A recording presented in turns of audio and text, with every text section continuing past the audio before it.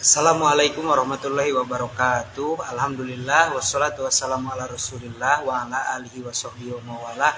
La haula wala quwata illa billah, amma ba'du. Sahabat-sahabat sekalian yang saya cintai, alhamdulillah pada kesempatan pagi ini atas izin Allah kita dapat berjumpa melalui media ini.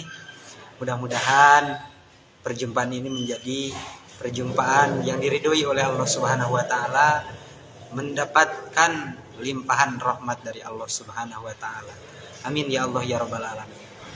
Kita akan sedikit membahas tentang kebaikan, yakni satu hadis aja yang populer di tengah-tengah kita dan banyak dibahas oleh guru-guru kita tentang masalah rahmat dari Allah Subhanahu wa taala.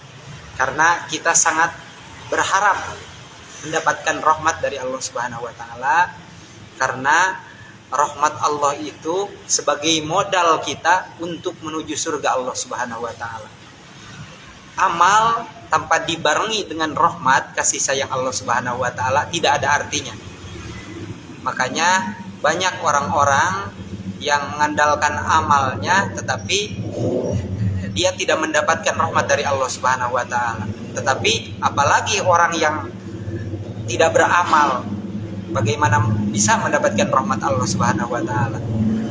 Makanya ibadah yang kita lakukan, sembahyang yang kita kerjakan selama hidup di dunia ini adalah untuk menggapai rahmat dari Allah Subhanahu wa taala, untuk mendapatkan kasih sayangnya.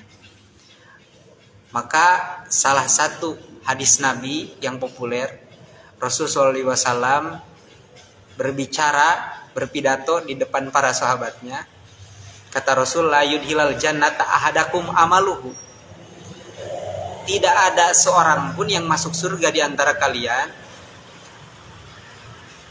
itu karena amal yang kalian kerjakan.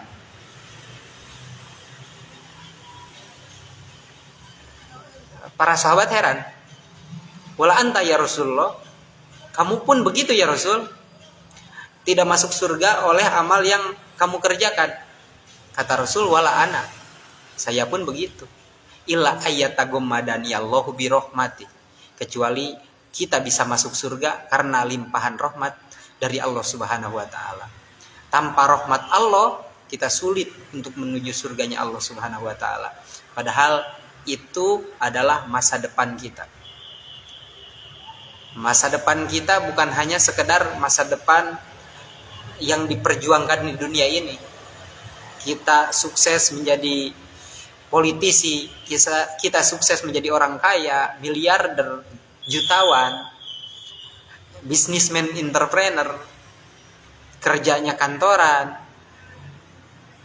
digaji enak, walaupun hanya sekedar ongkang-ongkang kaki. Tetapi masa depan yang sebenarnya adalah masa depan di akhirat kelak. Dan itu kita perjuangkan saat ini dengan mencapai rahmat kasih sayang Allah Subhanahu wa taala.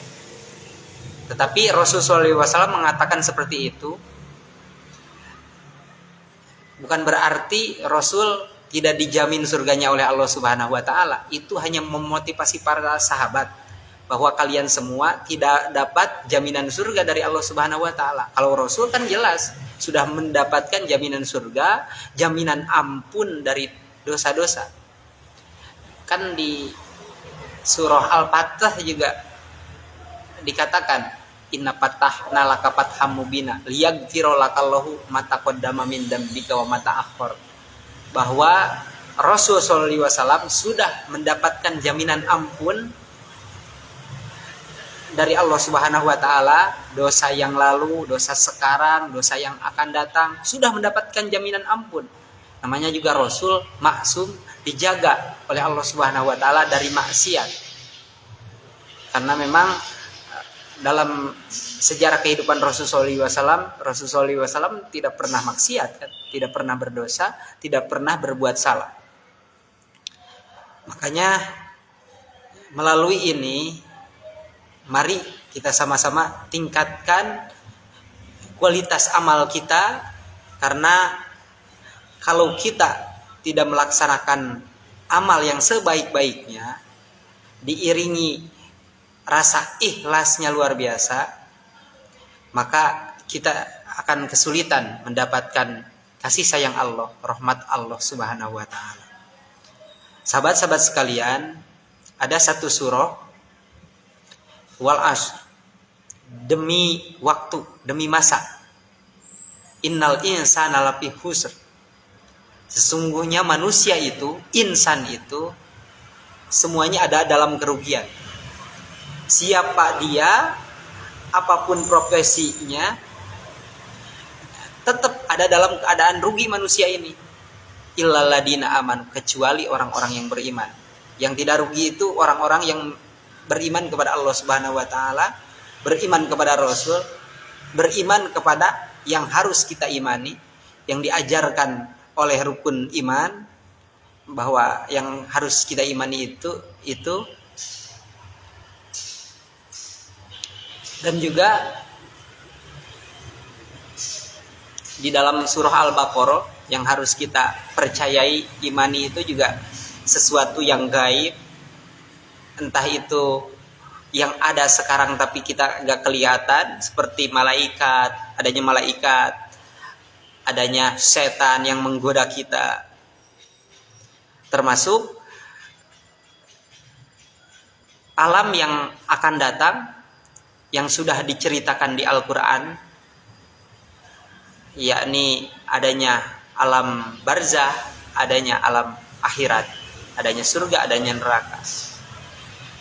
Kita harus imani itu. Dan orang-orang yang tidak beriman tentunya ada dalam kerugian.